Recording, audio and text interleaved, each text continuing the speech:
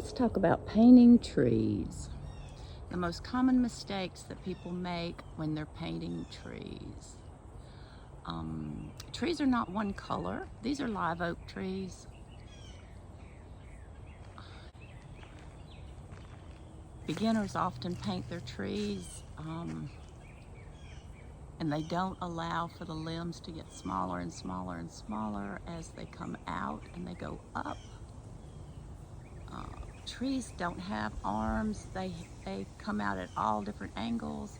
And be sure and give your trees some branches that are broken off or that don't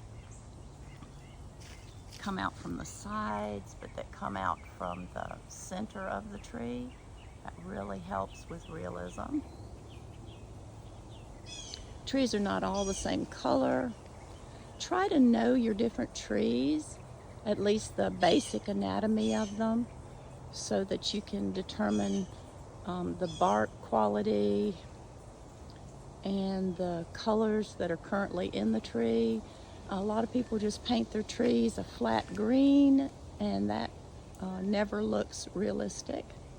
And it's better to mix your greens. Don't use your green out of the tube, because most tube greens are artificial.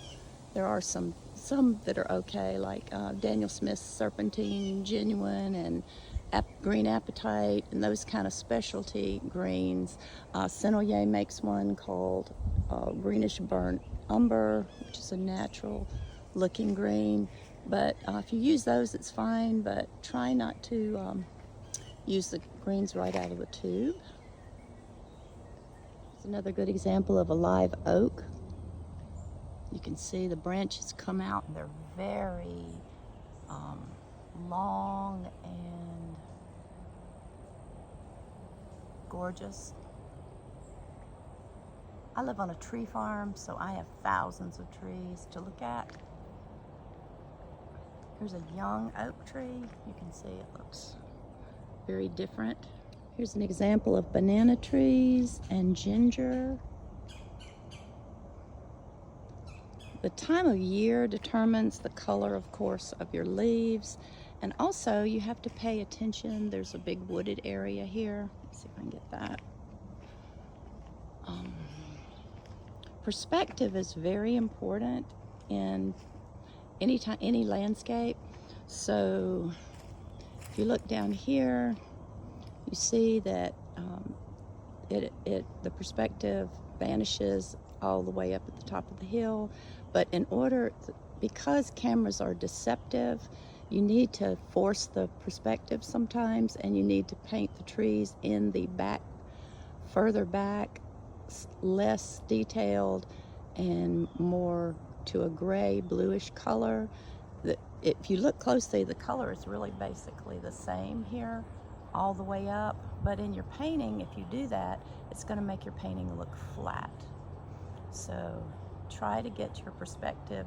Always be thinking about your perspective and atmospheric perspective, which pushes everything grayer and bluer and more violet toward the farther away it gets, and more warm and vivid the closer it is. And that really will help your paintings look realistic. Here's some lichens and things you find on the textures that you find on trees.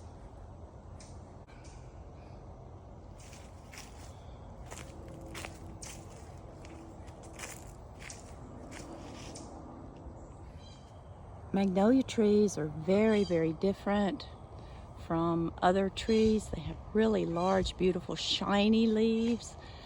And the underneath of a magnolia limb can be a beautiful burnt sienna color.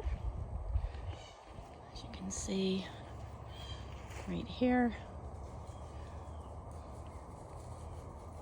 Pine trees have a very distinctive look, a very distinctive bark, and they are more of a warm green generally in color. And of course, you've got to pay attention to where the limbs come out on pine trees. Generally, the limbs come up a little bit higher. It's also really important to think about where the sun is coming from. Today it's cloudy, so you really don't have a good shadow pattern or sun pattern today. This is a crepe myrtle. This is the Confederate rose. There's some more oak trees. But where the sun is coming from is your first consideration, because that determines where your light greens, mid greens, and dark greens go, where your warms go. It's just real important to pay attention to those things.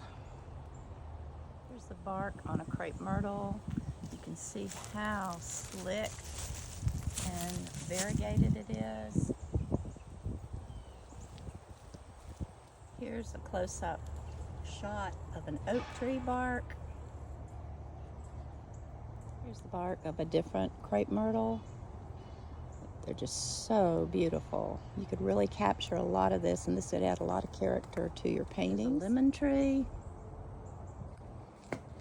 This is a loquat tree, which is a somewhat unusual tree with very velvety leaves. This is a cypress tree, and you can see it's losing its leaves. It has these really interesting leaves. I guess they're called leaves. And here's the texture of a cypress tree. Really beautiful. You can see how the limbs come out from all different directions on this tree.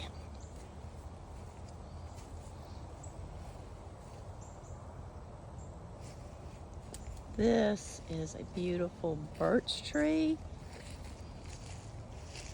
If you look up, you can see the incredible texture in this tree.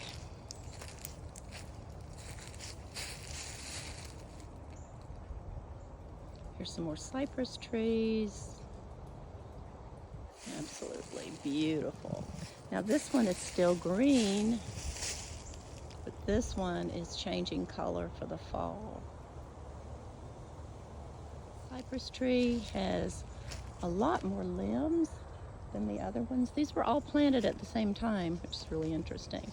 But you see how this one has all these small limbs coming out from all different directions.